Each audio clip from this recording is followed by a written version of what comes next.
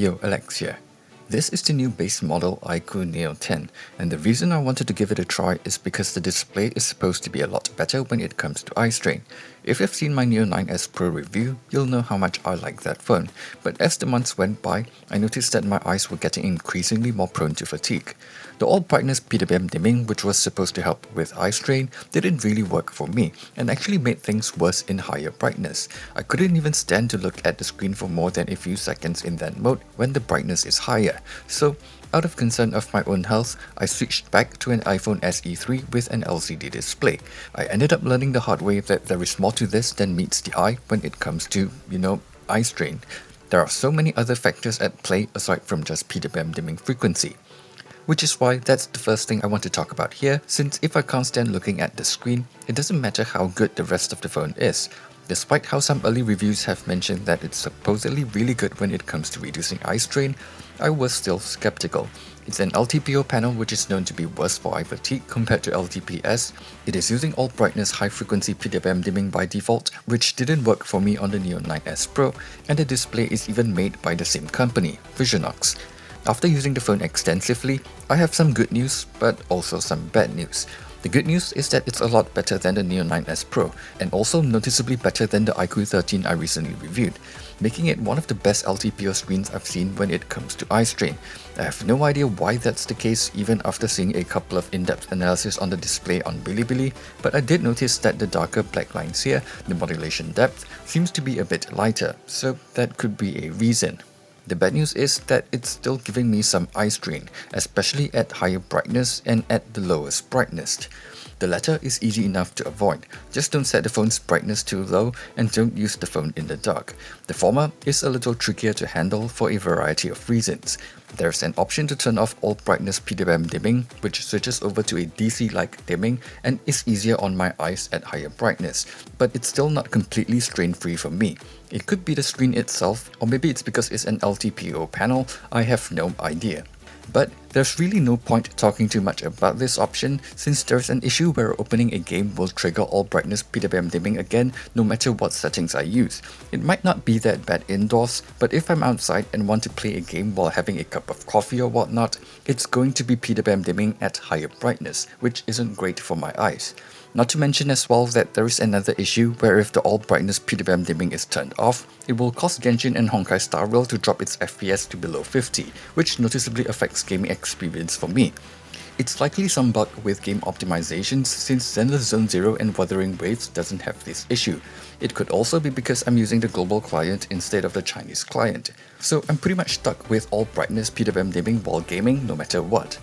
On the bright side, this is already one of the better LTPO screens I've used with all brightness high PWM dimming.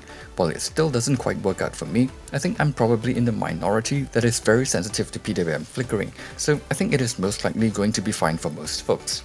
Oh, and interestingly, I noticed that when turning off the all brightness PWM dimming, it also switches the way it does PWM dimming at lower brightness, as shown here. I didn't really notice a big difference in eye strain here for normal usage though. In regards to the display quality itself, it is a pretty good looking screen for the price.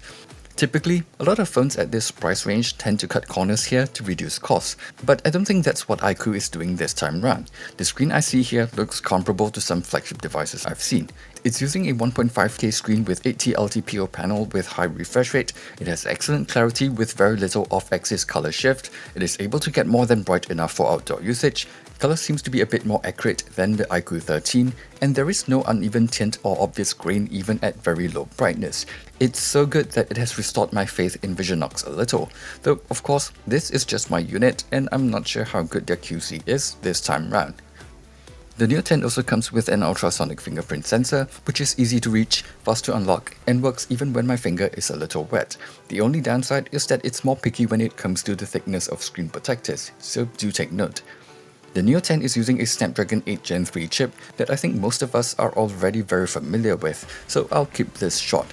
It'll still heat up quite a bit if you play graphically intensive games at max graphics, and eventually will throttle performance, but if you just turn down the graphics a bit and use a small fan to keep the phone cool, it'll be able to run most games smoothly. Well, except for Lumina Square in Zenless Zone Zero, which will still cause the FPS to dip like other phones I've tried with 8 Gen 3 and Dimensity 9300 Plus. It has a Q2 gaming chip and UFS 4.1 like on the iQOO 13, but I don't think they really affect the experience that much in my opinion. At least not if you're using the phone outside of China, since the upscaling and frame interpolation stuff are for whitelisted games only and mostly for their Chinese client. The only exception is Genshin, which can now run at higher resolutions, but that's about it. No frame interpolation or whatnot. The new feature that I appreciate more is the charging bypass feature. While it's not so convenient to have a charger plugged in while playing games like Genshin, for other games with controller support, it's a really nice feature to have. This can help reduce the amount of heat that comes from charging a battery, as well as extend the battery's longevity by reducing the amount of charging cycles. The bigger 6100 mAh battery is nice to have too, and I did see better battery life compared to the Neo9S Pro while gaming and in day-to-day use. So even with heavier usage, I don't have to worry about battery life as much. Also, it's nice that the phone still supports 120W charging and still comes with a USB-C charger in the box. Software-wise, it's largely similar to the iQOO 13, so I'm just going to play that part of my review here. Software-wise, I went with the Chinese version this time round with Origin OS because, well, let's just say I'm not the biggest fan of FunTouch OS.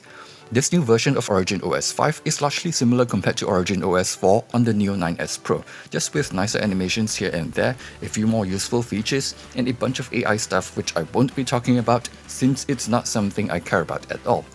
It might look a little overwhelming at first with all the Chinese apps, but the majority of them, including a lot of Vivo's own apps, can be easily uninstalled in no time at all.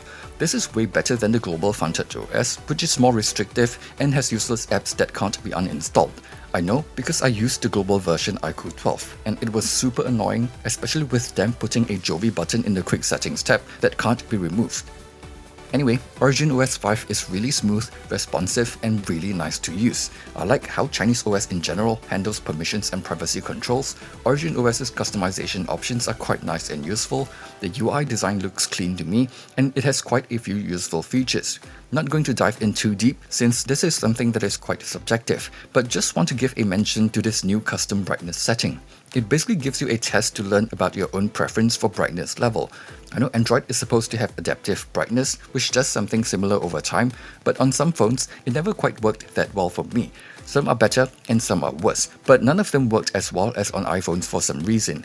I know the solution here isn't the most elegant, but it does seem to work quite well.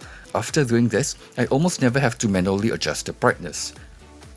Anyway, being a China-only software, there are some things to take note of. Like with most other Chinese OS, while I can easily install Google Play Store from their App Store and enable basic Google services in settings, some stuff like Nearby Share and Google Location History wouldn't work. Android Auto and Android Wear too, if I'm not mistaken. And if you want immediate notifications, you'll need to change a few settings and lock the app in recent apps to make sure that it don't get put to sleep. Another thing is that being a China-only OS, it is possible that there might be unexpected bugs or compatibility issues here and there. I have a friend who has some issues using a work profile on his phone, and that was a deal breaker for him. Some of the gaming features like resolution upscaling or frame interpolation might not be available as well since they need to be whitelisted by the phone itself.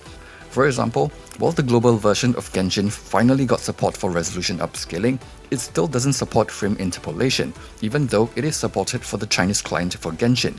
So this is something that you'll have to try out for yourself to know for sure if the apps you need will all work properly or not, since everyone has a different set of apps they rely on.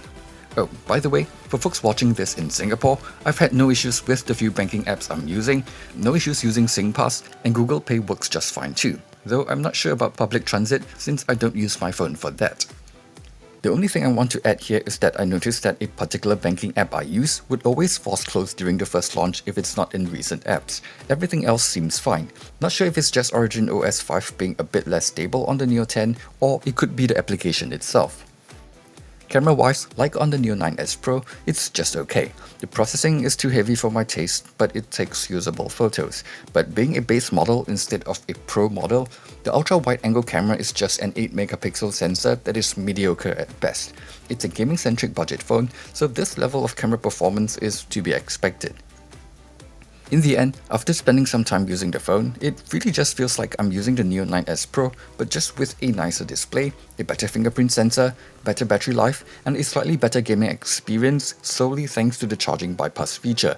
The design of the phone looks and feels largely similar, except for a slightly heavier weight. The speakers, haptics and whatnot all feels kinda similar too. At 2299 Chinese yuan, being able to get a phone with this chipset and a screen this good is still a pretty decent deal in my opinion, as long as your eyes aren't as sensitive as mine.